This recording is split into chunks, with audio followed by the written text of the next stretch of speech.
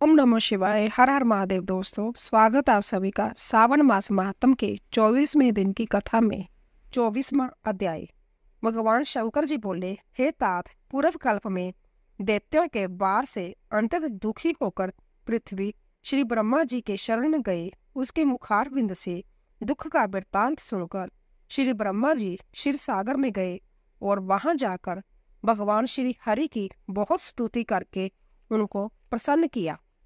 श्री ब्रह्मा जी के मुख से सारी कथा सुनकर भगवान हरि ने श्री ब्रह्मा जी और उनके साथियों देवताओं से कहा, हे देवतागण, तुम लोग डरो नहीं।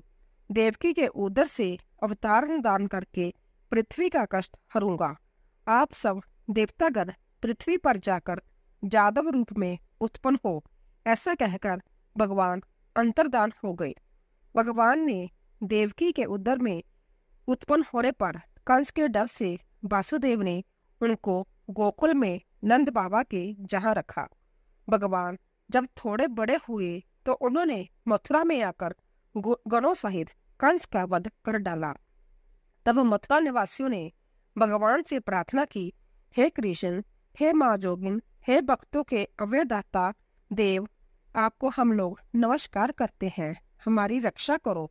हे देव, हम आपसे कुछ प्रार्थना करना चाहते हैं, उसे आप सुनिए। हे देव, किसी को भी आपके जन्मदिन का ज्ञान नहीं हुआ।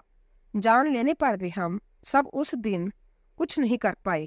भगवान ने उन लोगों को भक्ति, श्रद्धा तथा अपने में आत्मीयता देखकर उन लोगों से जन्म दिवस में होने वाले कार्य को कहा। उन्हें सुनकर उसी विधान से व्रत किया। व्रत करने वालों को भगवान ने अनेक वर दिए। हे तात, इसके संबंध में मैं तुम्हें एक प्राचीन इतिहास सुनाता हूँ। अंग देश में उत्पन्न मित्रजित नामक एक राजा हुआ था। उसके पुत्र का नाम महासेन था। वह सत्य के मार्ग पर चलने वाला तथा अत्यंत साधु स्वभाव वाला था। वह प्रजा के देह प्राण से रक्षा करता था। प्रजा भी उस पर जान निछावर करती थी। लेकिन अचानक वह पखंडियों के साथ में रहने लगा और वह राजा, जो कि कभी धर्मात्मा था, अब अधर्म करने लग गया। वह वेद शास्त्र तथा पुराणों की निंदा करता था और वर्ण आश्रम धर्म से बहुत ऐश्वर्य करता था। हे तात, इस प्रकार बहुत काल बीत जाने पर उसकी मृत्यु हो गई और वह काल के वशीभूत हो जमदूतों के वश हो गया। जमदूत उसे पाश बंधन में बांधकर जम के समीप ले गए और दुष्ट संगति में रहने के कारण उसे बहुत पीड़ा और यातनाएं दी गई। फिर उसे नरक में गिराया गया। वहां भी उसे बहुत काल तक अत्यंत पीड़ा और यातनाएं दी गई। नरक भोग कर अपने पापों के कारण उसे पिशाच योनि प्राप्त हुई। भूख प्यास से अत्यंत व्याकुल होकर वह इधर उधर घूमता हुआ मारवाड़ देश में पहुंचा और एक वेश्या के शरीर में प्रविष्ट हो गया। उस वेश्या की देह में प्रविष्ट हुआ वह पुण्य देने वाली मथुरा नगरी को गया। मगर मथुरा के पास पहुंचने पर मथुरा के रक्षकों ने उसे उस वेश्या की देह से अलग कर दिया। वहां पर वह वनों में तथा ऋषियों के आश्रमों में घूमता हुआ देवलोक से जन्माष्टमी के दिन ऋषियों तथा द्विजों द्वारा की जाने वाली महापूजा में सम्मिलित होकर रात भर जागता रहा। उसने वहां हरि कथा सुनी, जिसके प्रभाव से वह उसी क्षण ही निष्पाप, पवित्र और स्वच्छ चित्त होकर प्रेत शरीर को छोड़कर विमान द्वारा विष्णु लोक में पहुंच गया। जमदूतों से त्वक्त होकर वह दिव्य भोग संबित हो गया। इस व्रत के प्रभाव से वह मोक्ष को प्राप्त हुआ। तप्तदर्शियों ने इस व्रत को सविधि करने के लिए कहा है। यह व्रत सब इच्छाओं को पूर्ण करने वाला है।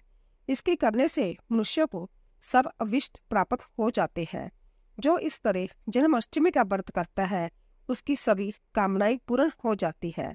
हे तात, वह बैकुंठ में देवमान से 1 लाख वर्ष तक नेक तरह के भोगों को भोगकर पुण्य शेष होने पर जहाँ आता है, वह इच्छा समृद्ध तथा सब अशुभ रहित राजवंश में उत्पन्न होता है।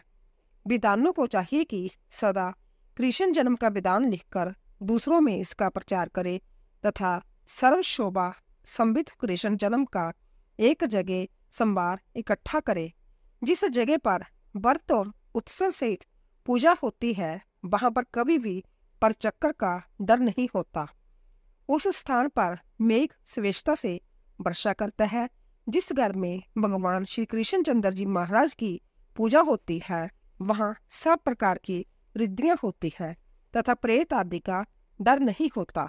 संसर्ग में भी जो भक्ति द्वारा अव्यक्त मन से व्रत का दर्शन कर लेता है वह पाप ताप से छूटकर हरि के चरणों में पहुंच जाता है। बोलो शिव शंकर भगवान की जय। 24वां अध्याय समाप्त है। तो दोस्तों, अगर आपको हमारी कथा पसंद आ रही हो प्लीज जाने से पहले कमेंट बॉक्स में ओम नमः शिवाय हर हर महादेव अवश्य लिखें और चैनल को सब्सक्राइब कीजिए, लाइक कीजिए और ज़्यादा से ज़्यादा शेयर कीजिए। आप सभी का धन्यवाद।